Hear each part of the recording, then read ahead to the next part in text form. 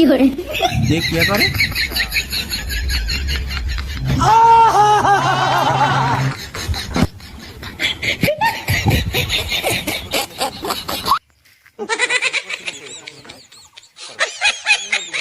সুটিয়ে লাল করে দেবো, নোংরামি বার করে দেবো। তোমার কথা শুনে মনে হইতেছে তুমি বিরাট জ্ঞানী মানুষ হয়ে গেছো। ঠিক আছে ঠিক আছে।